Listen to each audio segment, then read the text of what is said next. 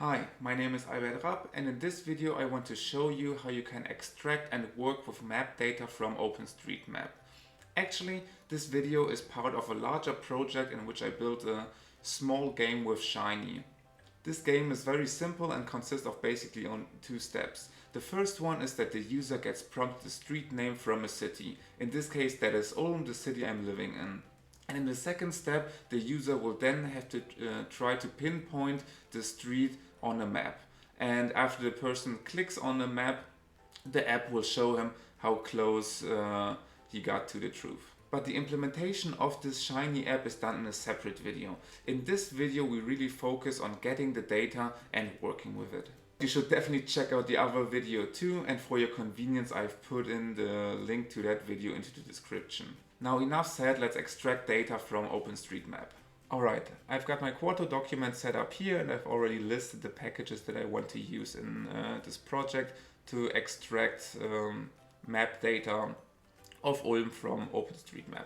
What I will need is tidyverse, which is kind of obvious, I more or less need it for everything, and I want to use the SF package, which deals with all spatial data, so we'll need that here too. OSM data helps me to connect to OpenStreetMap, and ggmap offers a nice way to plot maps. So these are the package I will use. And first, what I need to do when I want to get map data, I need a bounding box. Basically, it's the box of the coordinates that we want to get. So it's longitude and latitude that we need. And we can use getBB from OSM data, and we can simply state that we want to get the bounding box on Ulm. And it will give me this matrix here, and you can think of this command as basically opening OpenStreetMap, searching for Ulm, and then it will show you the map, and the bounding box is more or less the box that bounds all of this area. But I don't want to get the complete data on Ulm because I want to restrict myself to the most central part here. So I want to make my bounding box artificially smaller, and I do it by simply defining a matrix on my own. Let me copy and paste a bounding box where I've just tweaked the coordinates a bit. More or less I started out with this, and then I change the coordinates later on to get the bounding box that I want. Now we can start to create a query that we send to OpenStreetMaps, and there it will be evaluated and we get sent back data that corresponds to what we put into our query. Let's start by sending our bounding box to OPQ, which is really just a function that builds this query. And we can send this further to add OSM feature. And now we need to add features, keys, and features and values that we want to have. So here we need to put something, and here we need to put something. The question really becomes, okay, what are keys, what are values, how do I find these? And from OpenStreetMap they have a wiki, and there you will find map features, and since I want to extract data on the roads, I need to extract information with key highway, and I can specify which values do I want, what data do I want to extract. Since I want to not only get the major streets, I will need to include a lot of values. If I only wanted to get like the major highway, then I would only set a value to motorway, but I also want to get the trunks, the primaries, the secondaries, and so on, because I want to also get really small small streets, because I want to learn the street names in Ulm. Therefore I need to query a lot. Let me put highway here then. And here I will need to put a vector in there. Let me just copy and paste this in here. And these are all the all the roads that I want to get. So this is my query, I can save it, but I want to spell it correctly. And if you look at it, it is basically everything we put in here, just encoded in a way that OSM data can handle it. And now we want to extract spatial data from OSM. We can extract our data with OSM data, and since we want to make it spatial data, we want to have it formatted as in an SF format. You will say just OSM data SF, and we'll put in our query in there. And let's just call this SF data. And now it will take a short time for this data to be downloaded. It finished downloading, so we can have a look at this data. And you see that this is a data set now that consists out of multiple different geometric objects. We have points, we have lines, we have polygons, and so on. Maybe let's have a look at, I don't know, the lines. Since we are interested in streets, the lines will be in the end what we want. Of course, I need to spell it correctly. And this is really a large data frame which contains a lot of information.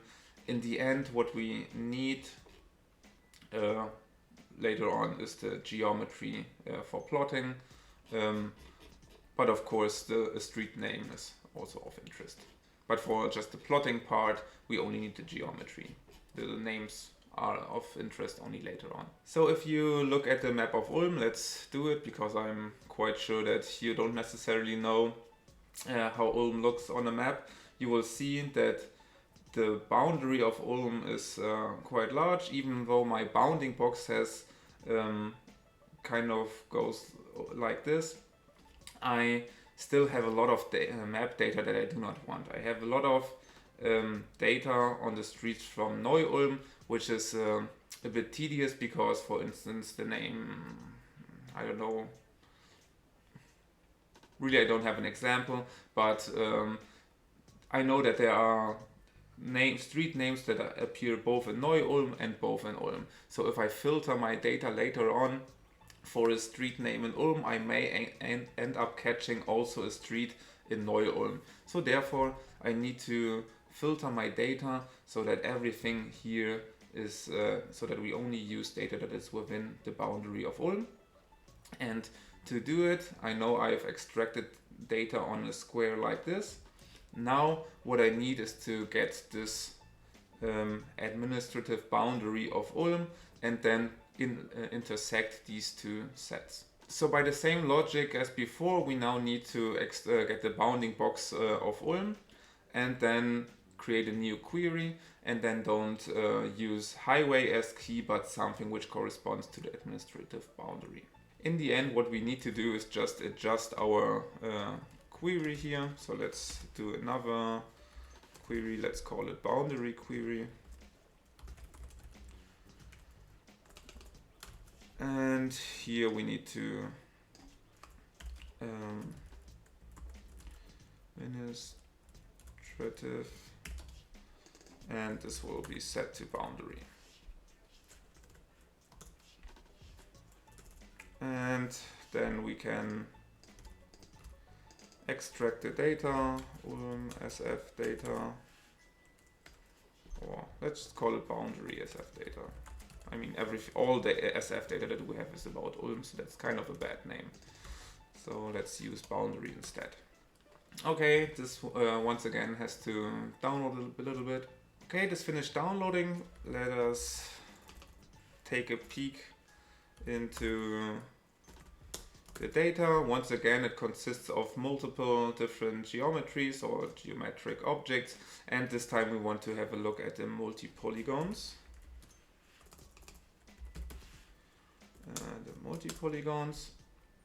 And yeah, in here you can see that there is a column called name, and we have multiple boundaries for Schwaben, Landkreis Neu-Ulm, Ulm, and so on. But what we really want is to get this row here, this geometric information. So we'll filter the name to be Ulm. Now we only have one row, and what we want in the end is the geometry. So let's pull the geometry. And it's basically one multi-polygon. Let's call this the boundary of Ulm, which is just a polygon. Finally, what we need is to compare our boundary with our initial lines from our SF data. And the function that helps us with that comes from the SF package, because, well, what we are really doing is a spatial operation, and therefore SF has something for us, and it's called stcontains. And we want to check if the SF data, and from that we want to have the OSM lines if they are contained within the boundaries. This didn't work because I of course need to use boundary Ulm, and now what I get is a vector of indices that tell me which index is actually contained in there. So let's unlist this. So we have a list of indices. Let's call this ints contained, and then let's do street lines Ulm is basically SF data, and from that we'll take the lines, and from there we will take only the rows that corresponds to an index that is in here. Really, we could also use slice if you wish. Doesn't really matter. And now we have all the data that we want of all the streets that are actually in Ulm and not in Neu-Ulm. This is great because now we can start plotting. What we want is to simply pass our lines to a GMSF layer, which contains the street lines.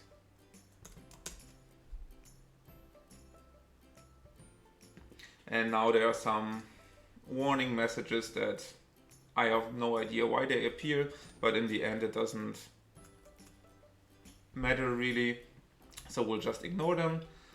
And as you can see here, these are all the street lines that we extracted, and a little bit nicer view of this map can be generated with ggmap.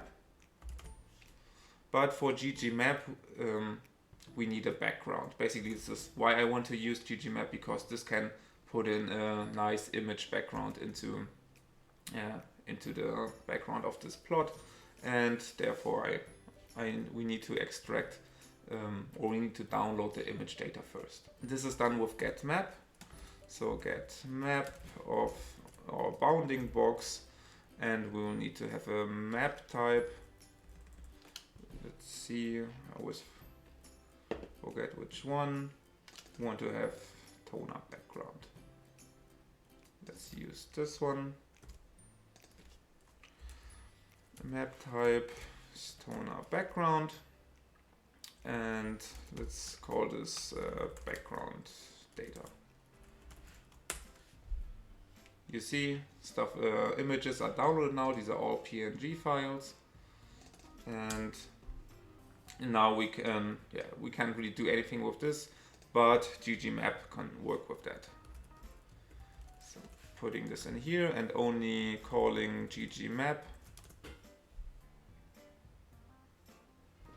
shows you this picture now, which it's an image file, and we can plot now our streets that are in Ulm, plot them on top of that with just adding a GMSF layer. The only particular thing we have to watch out for is that we do not inherit aesthetics. That's just something ggmap wants, and once we adhere to this special wish, we can plot the streets that we want to Yeah, I actually want to look at. Maybe we can make them a little bit larger. This now works like any other ggplot. Make size equal to 2. Or maybe let's make it 1. Takes a while to load, unfortunately. 1 is already quite large. 0.75, whatever. Let's do it like this. What we'll need to do next is to simulate a point guess on this map. Later in the app we will build with this map data. A user will click on the map and it will be a guess that corresponds to a street. So we don't only need a point, we also need a street, and then we need to highlight these in here. Okay. So let's do it. Let's first take a look at our street lines and filter such that the street, such that the name is equal to, let's say, Zinglerstraße. This is 0 rows. Have I street lines? Ulm is still the OSM lines. Yeah, then let's just use a different. Maybe I've misspelled Zinglerstraße, whatever. Let's use Franzhausen name, Franzhauser Weg, and as you can see, we get 4 rows back now. So one street in real life corresponds maybe to multiple separate lines, and therefore we need to combine these first to get one single geometric object. So we pull the geometry and we combine them with ST union. So we have one geometric object now. First it was multiple line strings, now it is one multi-line string. This will be the street. One final step that we need to make is to make sure that the street data later on refers to the same coordinate system that our point guess will do. And to make sure of that, we can set this to a specific coordinate reference system. That's what it's called. This is something a bit unusual at first when you've never dealt with spatial data. I admit I don't have a lot of expertise with spatial data, but one thing you really need to watch out for is this coordinate reference system. It's kind of a projection. It doesn't really matter. The point is you need to make sure that if you compare different geometric objects like a street and a point guess later on, they all refer to the same coordinate system, and this is why we'll artificially set it to one and the same one. Here we'll use the coordinate reference system which is labeled 4326. That's just one of many. I can't really explain you why. This is a good one. This is just the one I found and the one that works here. In the end, it didn't really change anything about what we have here. It's just a technical thing we have to watch out for when we define a point now. Because when we want to define the point, we can just use st point and we give the x and y coordinates of it. Let's have a look at our map. There it is. So let's put something over here. It's 9.98. And I don't know if we, on the y-axis, on the latitude, we have 48.4. 48.4. And we make sure that this is also in the same coordinate reference system.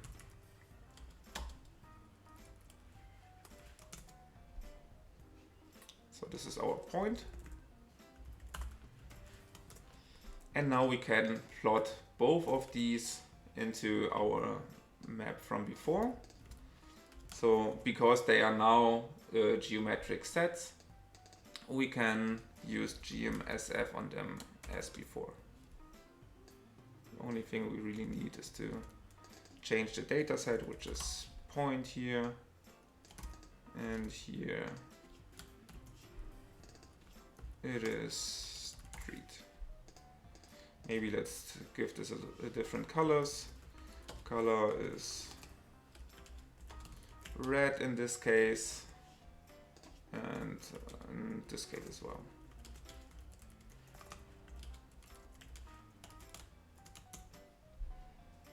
Let's see, oh, I've misspelled Geom. That's not good. Okay, the plot is finally finished and we can see that here's our red dot and here we have highlighted one street. Let's make it a little bit bigger. And here as well. Oh no, not the street lines, but the point.